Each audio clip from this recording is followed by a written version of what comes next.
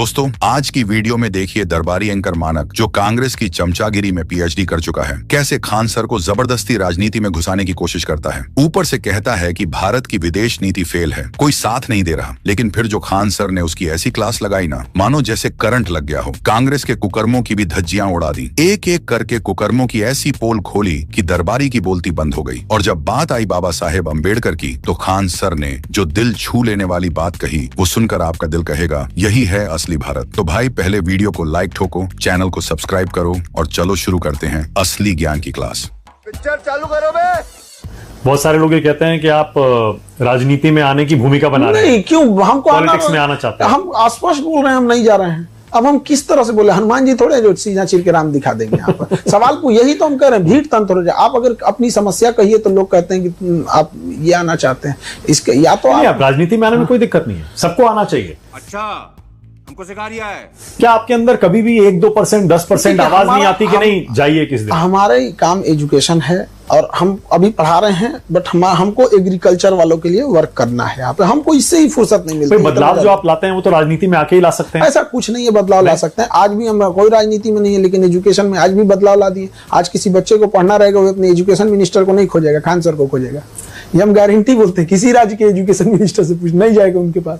यानी आप मानते हैं कि सोशल मीडिया ने सबको इतना ताकतवर बना दिया यहाँ। बिल्कुल, आप सच्चे मन से करना चाहेंगे तो हो जाएगा, बिल्कुल बदलाव आएगा। कोई जरूरी नहीं है कि आप वहीं जाएं। ये बड़ी अच्छी बात कही है। टू नेशन थ्योरी पर आपकी राय क्या है? क्या धर्म के आधार पर पाकिस्तान बनना चाहिए था? पहली बात तो जो उस समय के राजनेता लोग थे, जो उस समय के थे, उन लोगों ने सबसे बड़ी गलती किया कि हमारी जमीन, हमारा देश को एक लाइन खींच के चला गया, इधर इंडिया, इंडिया पाकिस्तान आप मान लिए। तो सबसे बड़ी बेवकूफी है।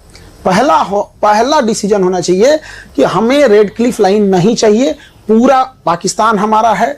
डूरन लाइन नहीं चाहिए, हमारे गांधारी का गांधार था और इधर हमको म्यांमार हमारा था। 1900 आजादी के केवल 10 साल पहले म्यांमार अलग हुआ था, 1937 में। 35 के अधिनियम के तहत 37 में कंप्लीट खत्म, पूरा अखंड भारत चाहिए था। अभी क्या ले आए यहाँ पर? समझ रहे हो? समझ रहे हो? किसकी वजह से हुआ बंटवारा? उस समय जितने लोग थे सब जिम्मेदार थे, कोई एक आदमी नहीं। नहीं। लोग कहते हैं नेहरू जी की वजह से हुआ, कुछ कहते हैं गांधी की वजह से हुआ, कुछ कहते हैं जिन्ना की वजह से हुआ, एक पटेल ही थे, कुछ लोग कहते हैं। इन सबको हटा के अगर अंबेडकर साहब रहते तो सब समझ आते। सबसे बड़ी मिसिंग होती है, लोग अंबेडकर साहब को आजादी के टाइम अंडर एस्टिमेट कर देते हैं। जिसने संविधान लिखा है, जिस संविधान की आप शपथ लेते हैं, उस संविधान के निर्माता को आप पूछते तक नहीं है संविधान जब देश बनता है तो। अरे बाप रे, ये तो धोती खोल रहा है। हम ये पढ़ते हैं, आप तो पैरवी करते हैं सरदार पटेल को होना चाहिए, आप एक आदमी पैरवी करता है जवाहरलाल नेहरू को होना चाहिए। हम ये पूछते हैं क्या इन दोनों से योग्य अंबेडकर साहब नहीं थे?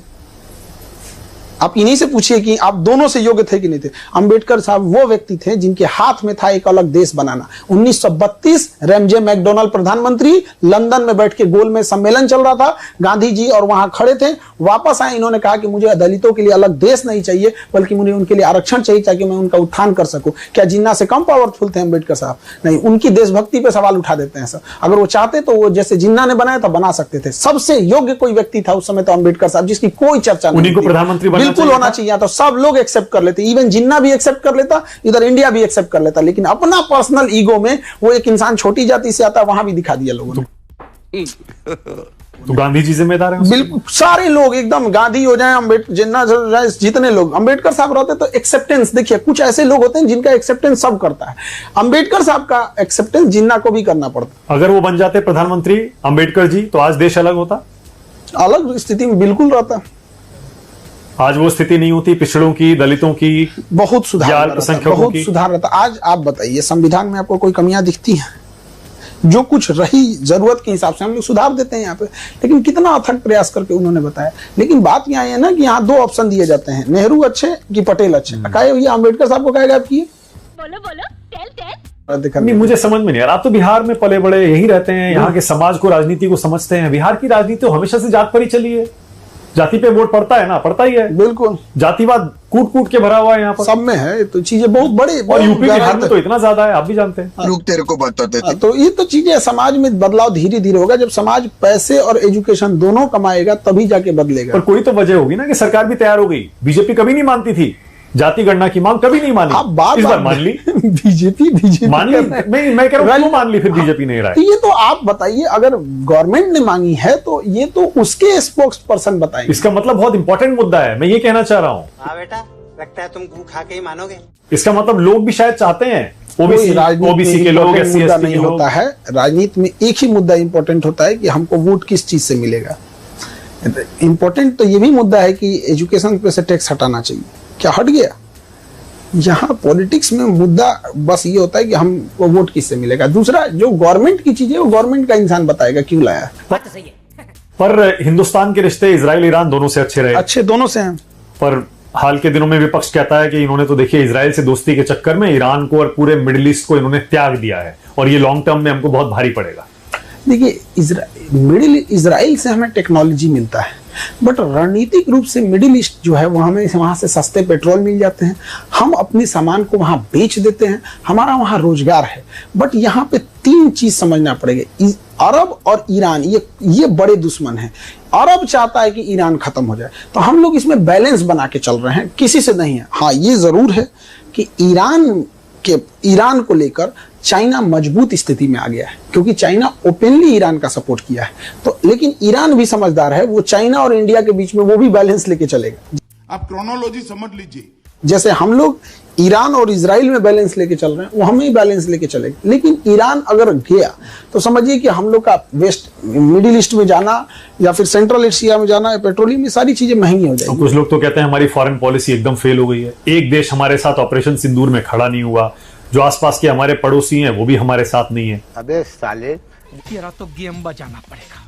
इसमें एक बड़ा योगदान, एक बड़ा हिस्सा सोशल मीडिया और मीडिया में चल रहे मुद्दों को भी हम कह सकते हैं कि अगल बगल में देश की छवि ऐसा बना दिया है कि देश कहाँ जा रहा है। आप मुद्दों को देखिए, किन मुद्दों पे बातें हो रही हैं, एक लेवल देखिए कहाँ पे बात हो रही है। ऐसे केवल मुद्दा राष्ट्र से ऊपर राजनीति का हो रहा है, तो इस वजह से हमारी छवि एक अलग टाइप की छवि बनते जा रही है। जिस वजह से मालदीव जैसा देश, श्रीलंका जैसा देश, बांग्लादेश, जिसको हमने पैदा किया बांग्लादेश को, वो हम लोग के ऊपर आंख दिखा रहा है। बेशर्मो शर्म करो शर्म।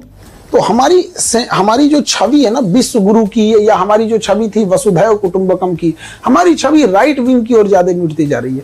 जो एक रीजन वाले देश में, खास करके जहां देश है, वहां पे क्या हो रहा है कि हमारा निगेटिव इंपैक्ट डाल रहा है। हमारे इंडिया में से बहुत सारे लोग सिंगापुर नहीं गए होंगे, लेकिन उन्हें लगता होगा कि सिंगापुर बहुत अच्छा है। कैसे? क्योंकि उन्होंने मीडिया और इन सब चीजों से देखा है। तो हम मीडिया से काफी प्रभावित होते हैं। अमेरिका कोई नहीं गया है ज्यादातर लोग, लेकिन देखते हैं कि अमेरिका बहुत अच्छा है। उसी तरह से हमारे देश के बारे में पता करने से पहले लोग भी मीडिया देखते होंगे, तो इंडिया से कैसे लेवल की डिस्कस होता होगा, क्या दिखता होगा, उन्हें ये दिखता होगा यार ये सब तो केवल पॉलिटिक्स करता है सब। तो अच्छा है मैं अंधा हूँ। तुम्हारी पार्टी अच्छी कि मेरे, ये प्रधानमंत्री सही कि ये प्रधानमंत्री। अभी तक आप ये ज्यादती कर रहे हैं मीडिया के साथ। सिर्फ मीडिया कैसे दोषी हो सकता है फॉरेन पॉलिसी के लिए? जली ना, तेरी भी जली ना। वो तो सरकार उसके लिए जिम्मेदार, विपक्षी दल जिम्मेदार, जो लोग इस पर बहस करते और करवाते हैं। चड्ढा समझाओ इसे, समझाओ। इंटरनेशनल लेवल पर डिस्कस करने के लिए किस लेवल के लोगों को बुला के लाते हैं लोग? जो मीडिया में बहस करने आते हैं, सो चार ठो मुर्गा जो लगाया जाता है, किस लेवल के रहते हैं लोग? जिनको बिम्स्टेक में कितने देश हैं ये पता नहीं है, आसियान और सार्क में अंतर नहीं पता चल पाता है, संघाई कॉर्पोरेशन और नाटो में अंतर नहीं समझ पे आता है। और मीडिया में आके और वो चार आदमी बोलते हैं कि हमारी पार्टी में ये था, हमारी पार्टी में ये था। कोई कहेगा कि इंदिरा गांधी इतनी बहादुर थी, तो कोई कहेगा मोदी जी इतनी बहादुर थी। यही देखने के लिए आदमी बैठा है। देश कहाँ जा रहा है?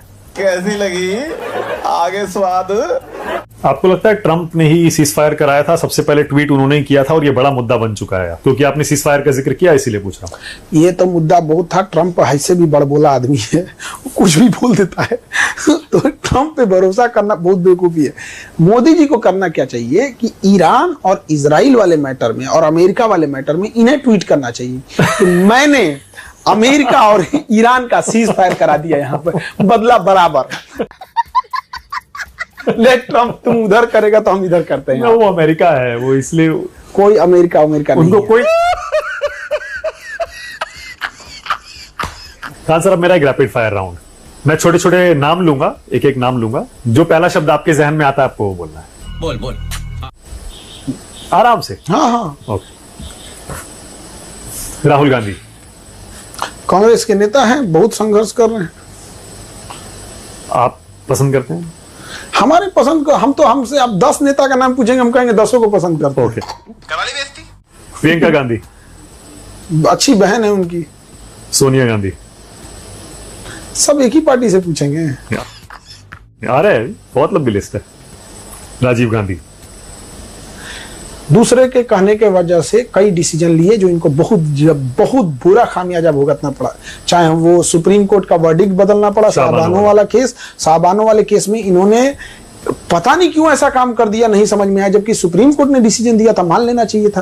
फिर बफोर्स तो घोटाला में फंसे और फंसते चले गए। फिर वो स्विस बैंक, लोटस अकाउंट, क्या क्या क्या चीजें एक ही साथ होते गई। उसके बाद से तो दुर्घटना ही हो गई इनके साथ। संजय गांधी। छोटा सा कार्यकाल। नेहरू जी।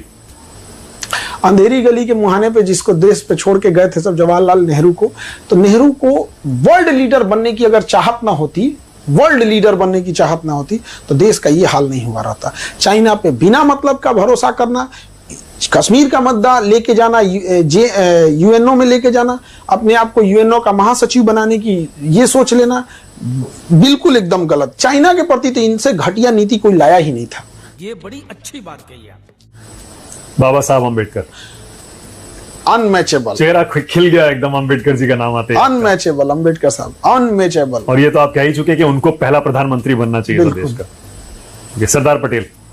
आयरन मैन, बिल्कुल एकदम। उन्होंने बहुत किया, सारे छोटे छोटे राज्यों को जोड़ के किए। उनका कोई मतलब बैकडोर सपोर्ट नहीं था। एक मिडिल क्लास से आने वाले व्यक्ति जिनको पढ़ाई के लिए भी इतना संघर्ष करना पड़ा और देश के लिए इतना बेहतरीन काम किया, जोड़ के रखा। चाहे उनका सबसे बड़ा योगदान लक्षद्वीप को आधे घंटे पहले जोड़ा, जो लोग बहुत बार इसको नहीं देख पाते। वो लक्षद्वीप को जोड़े और इधर कश्मीर भरोसे बैठे थे जवाहरलाल नेहरू का। कश्मीर में उतना इंटरेस्ट वो नहीं लिए थे, बट जो साउथ वाला एरिया था उस सबको एकदम बेहतरीन ढंग से जोड़ के रखे। वो मतलब 10 साल और जी जाते तो देश की स्थिति कुछ और होती। दुर्भाग्य से उनकी मृत्यु 1950 में हो गई। और लोग कहते हैं कि उन्हें प्रधानमंत्री होना चाहिए। अब यकीन मानिए, हमें जहां तक लगता है अगर ये जीवित रहते और 1951 का चुनाव रहता तो जरूर वो बनते, नो डाउट इसमें। लेकिन प्रॉब्लम कहां आती है कि कोई अगर जीवित ही नहीं, जैसे अभी हम कहें कि एपीजे अब्दुल कलाम राष्ट्रपति हैं या द्रौपदी मुर्मू, अरे भैया अब्दुल कलाम साहब नहीं है। क्या बात है सर, क्या बात है सर। महात्मा गांधी। महात्मा गांधी ने बहुत लंबा संघर्ष किया। इंग्लैंड उस समय जाके पढ़े थे। आज हम लोग की औकात नहीं है कि हम जाके घूम आ सके, वो उस समय पढ़े थे। धन दौलत से कोई कमी नहीं थी। उस समय वो इतने बड़े वकील थे कि भारतीयों का केस लड़ने साउथ अफ्रीका गए थे। लेकिन इन सब के बावजूद आधी धोती पर उस इंसान ने पूरा जिंदगी बिता दिया। कोई पद नहीं लिया देश के बनने के बाद। अगर वो कहते कि मैं देश का राष्ट्रपति बनूंगा तो पक्का बन जाते, जो चाहते वो पद मिल सकता था, नहीं लिए। गलती क्या थी कि इरविन के साथ जब समझौता कर रहे थे 1931 में, 5 मार्च 1931, तो जो दिल्ली पैक्ट समझौता चल रहा था इरविन के साथ, तो इरविन से कहे थे कि राजनीतिक कैदियों को छोड़ देने के लिए। इरविन इतना चतुर और इतना कमीना व्यक्ति था कि उन्होंने भगत सिंह को राजनीतिक कैदी घोषित ही नहीं किया, उन्होंने भगत सिंह को आपराधिक कैदी घोषित किया। और साइन जो हुआ था समझौता पे कि अंग्रेज सभी राजनीतिक कैदियों को छोड़ देंगे, तो ज्यादातर राजनीतिक कैदियों को छोड़ दिया गया और भगत सिंह के ऊपर आपराधिक मुकदमा लगा दिया क्योंकि इन्हें असेंबली में बम फेंके थे। समझ रहे हो? अब जब यहाँ पे इनसे गांधी जी से सबसे बड़ा ब्लंडर हुआ, उन्हें सेकेंड गोलमेज सम्मेलन में नहीं जाना चाहिए था। क्योंकि द्वितीय गोलमेज सम्मेलन जब 1931 में चल रहा था तो उस समय इंग्लैंड का प्रधानमंत्री रमजे मैकडोनाल्ड था और उसी समय सेकेंड वर्ल्ड वॉर की तैयारियां चल रही थी, तो वो चाहता था इंडिया को शांत करे। इसलिए इरविन के ऊपर दबाव था कि कैसे भी गांधी को भेजो। और गांधी इस समय दांडी मार्च और सविनय अवज्ञा आंदोलन चला रहे थे। अगर गांधी जी इस बात पे स्टिक हो जाते कि नहीं भगत सिंह की फांसी माफ की जाए, तो इरविन को मजबूरी अपना वीटो पावर लगाकर भगत सिंह की फांसी रोकनी चाहिए। लेकिन गांधी को लगा कि राजनीतिक कैदी हम छोड़ देते हैं और यहां उन्हें नहीं छोड़ा गया। और इसका दाग गांधी तब तक नहीं धुल सकते हैं जब तक यह पृथ्वी रहेगा। सही पकड़े हैं। ओके, आज के नेताओं पर आ रहा हूं। नरेंद्र मोदी। थकते नहीं है एक तरह से और हमेशा मेहनत कर रहे हैं। थोड़ा ध्यान एजुकेशन पे दे दे। अमित शाह। अब इनका तो क्या कहिएगा, चाणक्य कहा जाता है इन्हें। राजनीतिक रूप से डिसीजन एक्टिव लेते हैं। योगी आदित्यनाथ। जो करना है करेंगे, जो आए देख लिया जाएगा। जलवा है हमारा।